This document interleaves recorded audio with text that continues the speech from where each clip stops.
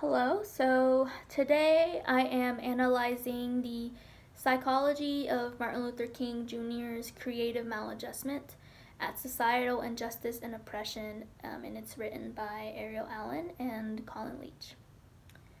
So, the overarching point of this journal is to just kind of explain the philosophy behind creative maladjustment. And creative maladjustment is a term that Martin Luther King Jr.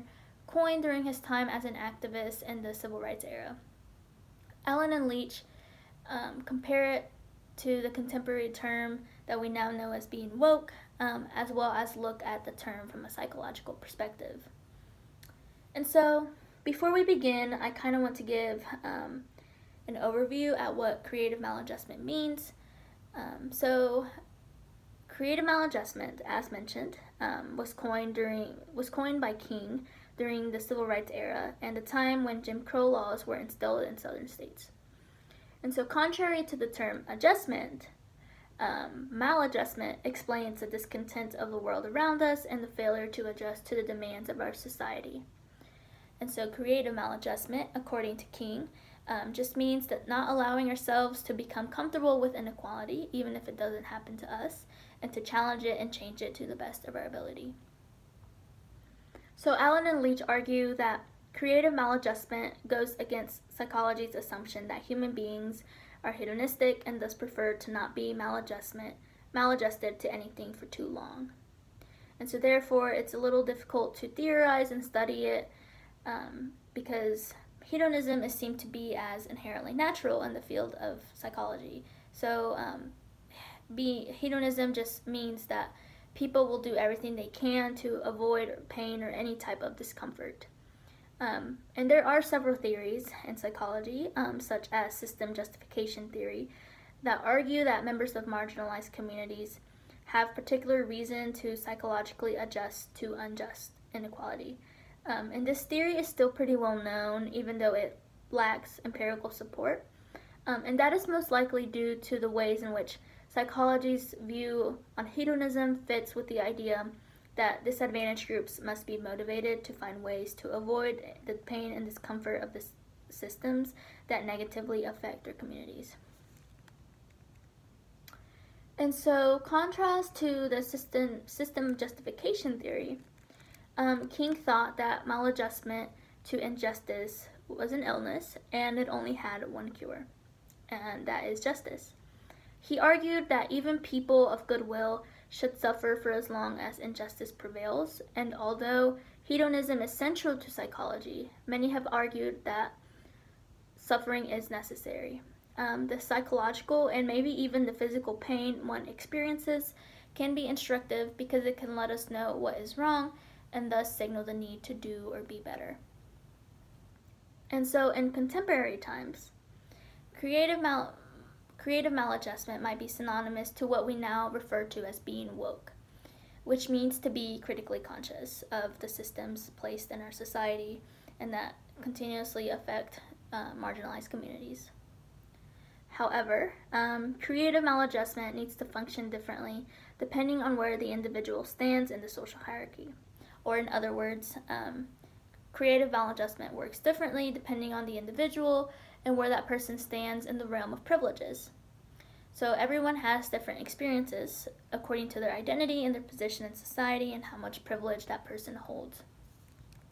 And because of that, they may have a different perspective on what injustice is and what it means. In fact, there are differences in the ways that Black families teach their children about race than white families. And so racial socialization is actually thought to protect against negative psychological effects of discrimination by providing children with the knowledge that if they were ever to experience any type of mistreatment, it is due to structural and institutional factors rather than personal reasons. And so empirical evidence also shows that Black Americans are more likely than white Americans to attribute incidents of racism rather than causes that blame the victim. It's 51% of African Americans versus 17% of white Americans, and that is according to the Public Religion Research Institute. And so, kind of connecting it with that, socially advantaged people can also suffer psychologically about injustice, even if injustice benefits them. But people who tend to benefit from the same systems that hurt other communities may minimize the severity of it because they do not have bad experiences from them. This can also be the cause of viewing themselves as more independent of society, and therefore do not see themselves as someone that benefits from these entrenched systems at the cost of marginalized communities because they feel like they are free from those same systems. So further, if we look at creative maladjustment through the lens of protest, to be conscious in the way that MLK called for in creative maladjustment is to risk being in a regular state of anger. And so more recently, psychological approaches to protest have focused on anger at societal disadvantage as a motivation force. And protests can proceed through at least two social psychological routes. One can be emotion, and emotion focused coping designed to maintain the appropriate and productive level of shared anger and other discontent. Or the other one can be problem focused, and that's designed to alter injustice itself via a shared judgment of the group's efficacy to pursue it most preferred and most practicable strategies. And so King's maladjustment includes both emotion focused and problem focused. It maps into the idea of shared anger or discontent, whereas the creative nature of this maladjustment imply that anger alone is insufficient, as people of goodwill must strategize and also experience their maladjustment. Moreover, Allen and Leach argue that there can be such thing as being too woke. Feeling bad about benefiting from a system that puts others at a disadvantage is a necessary part of creative maladjustment.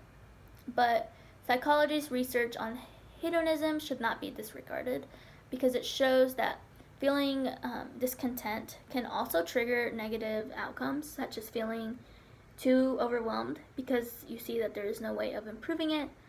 And so being too critically conscious of these systems may also have psychological well-being, or may also harm psychological well-being, because it may be extremely difficult to feel like you have a sense of control over your life if you feel like the systems are continuously putting someone down. And so from personal experience, I have found myself in a terrible mental state due to experiencing these systems that continue to impact me in a negative way. They have caused me to struggle with my identity and have felt really lost at times because I felt like no matter what I did or how hard I worked, those systems would always be in place and bring me down. And so ultimately, being too woke is harmful if it leads one to assume that one has little power to oppose it. So overall, my thoughts on the philosophy behind creative maladjustment is that it is extremely necessary to talk about and practice it. As someone who studies sociology, I am a strong believer in discomfort because we are taught that it is necessary when change needs to happen. If we are not uncomfortable, then nothing is going to change because we are comfortable in the state that we are in right now. And so, more importantly, in today's world, creative maladjustment should absolutely be a philosophy we all take on and practice. It may be easy to disregard the disadvantages behind the systems placed in our countries if one is not negatively affected by them. So, for instance, the issue at the border, we obviously know that it needs an urgent solution, but many still continue to disregard it and genuinely believe that what is happening to the innocent children and their parents at the border is not really a big deal. And so the majority of the people who do not see a problem with it are people who A, have never experienced the pain or fear of being taken away from their family, or B, are benefiting it from it in some way, shape, or form. And so, according to King, even people of goodwill should experience the pain of suffering until injustice is eradicated. And so, if we all came together and put ourselves in the shoes of the people who are most vulnerable to these systems, we could all understand why it is so important to talk about and why it is so important that we find an alternate solution to these entrenched systems that continue to hurt many communities. And so, if we were all able to do that and put ourselves in people's shoes, then the world would probably be a better place.